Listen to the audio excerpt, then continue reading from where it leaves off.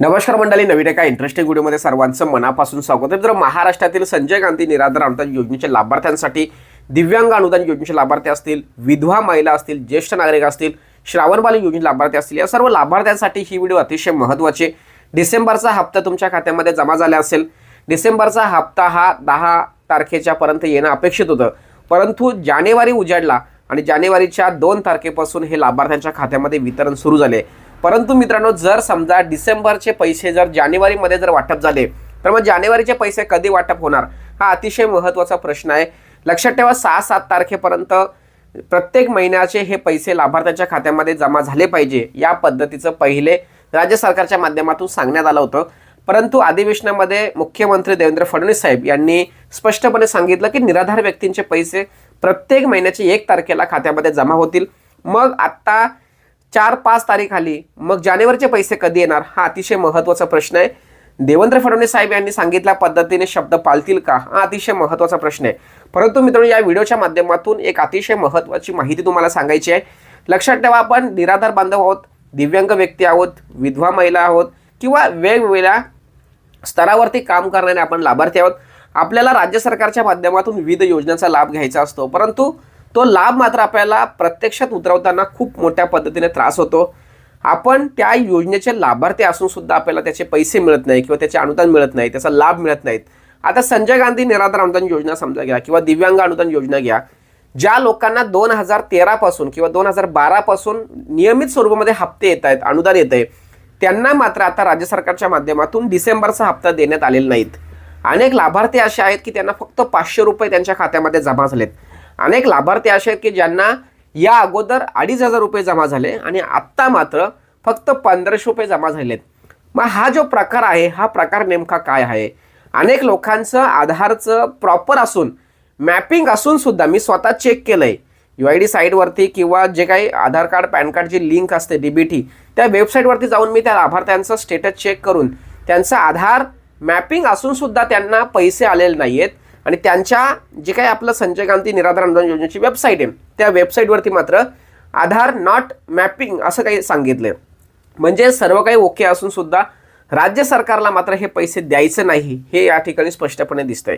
तर या व्हिडिओच्या माध्यमातून मी तुम्हाला स्पष्टपणे सांगतोय की आपण या योजनांचा लाभ घेत असताना आपल्याला एक गोष्ट येणं, माहिती असणं खूप गरजेचं आहे। लक्षात ठेवा, आपल्याला आपण ज्या योजनेचे लाभार्थी आहोत त्या लाभाच्या संदर्भात जर समजा आपल्याला व्यवस्थित हप्ते येत नसतील किंवा कमी हप्ते येत असतील, तर अशा वेळेस आपण सरकारविरोधी, त्या प्रशासनाविरोधी तक्रार करता आली पाहिजे। आपल्या सरकारचं जे पोर्टल आहे राज्य सरकारच्या माध्यमातून, त्याला CM साहेबांचं डॅशबोर्ड जॉईंट आहे, म्हणजे CM ऑफिसला त्या तक्रारी पेंडिंग जर दिसल्या तर संबंधित प्रशासनावर कारवाई केली जाते।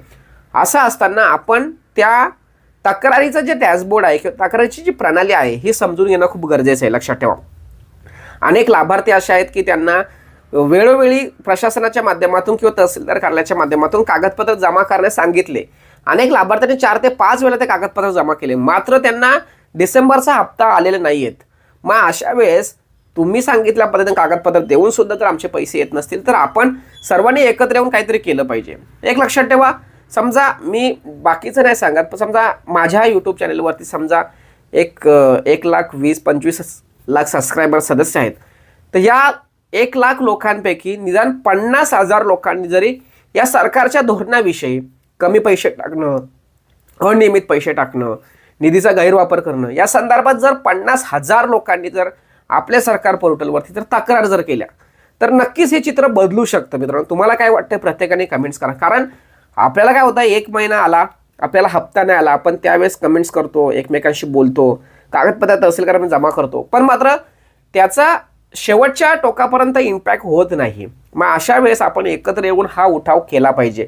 या व्हिडिओच्या माध्यमातून जेवढेही व्हॉट्सअप ग्रुप चालवतात किंवा ॲडमिन आहेत, सामाजिक कार्यकर्ते आहेत, त्यांना सर्वांना विनंती असेल की तुमच्या ग्रुपमध्ये जी लोक आहेत त्यांना या संदर्भात तक्रारी कशा करायची या संदर्भात साक्षर करणं खूप गरजेचं आहे। आपण आपल्या चॅनलच्या माध्यमातून नक्कीच एक चांगली व्हिडिओ घेऊन येईल आणि तुम्हाला सहज पद्धतीने तुम्ही ज्या योजनेचा लाभ घेताय त्याचा लाभ जर तुम्हाला प्रॉपर मिळत नसेल, अनुदान जर प्रॉपर मिळत नसेल, तर तुम्हाला सरकारविरोधी, प्रशासनाविरोधी तक्रार करता आली पाहिजे। जर समजा म्हणजे फक्त 1-2 लोकांचा विषय नाहीये, हजारो लोकांचे पैसे राज्य सरकारने 500 रुपये टाकलेले आहेत. फक्त 2,500 रुपये मागच्या महिन्यात आलेले आहेत, आता फक्त 1,500 रुपये आलेले आहेत. म्हणजे हे एक साप चुकीच्या पद्धतीचं आहे ना, हे उघडकीस आणणं खूप गरजेचं आहे.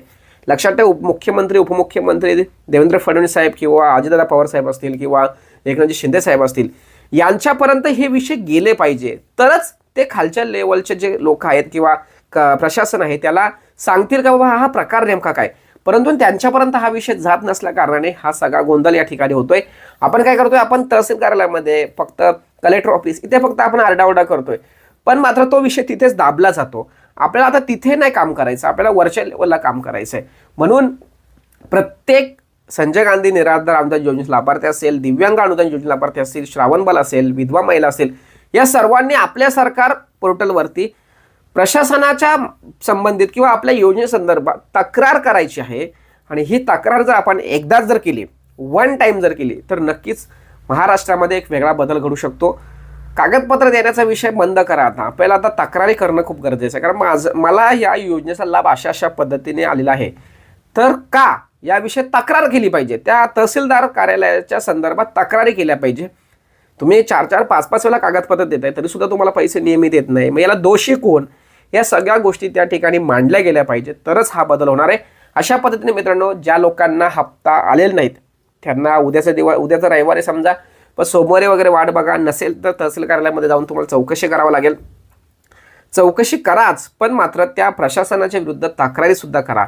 ज्यावेळेस एखाद्या तहसील कार्यालयाच्या माध्यमातून की तहसील कार्यालयाच्या बाबतीत जास्तीत जास्त तक्रारी प्रशासनापर्यंत जातील, वरच्या लोकांपर्यंत जातील, त्यावेळेस खरंच कशा पद्धतीने काम चालू आहे याविषयी माहिती घेतली जाणार आणि हा जो प्रॉब्लेम आहे हा सॉल्व्ह होणार आहे. एक लक्षात ठेवा, 1 महिन्यात 2 महिन्यात आपल्याला अनुदान आलेलं नाही, आपण शांत बसतोय, पण मात्र तुम्हाला कंटिन्यू या योजनेतून बाहेर टाकलं जात आहे.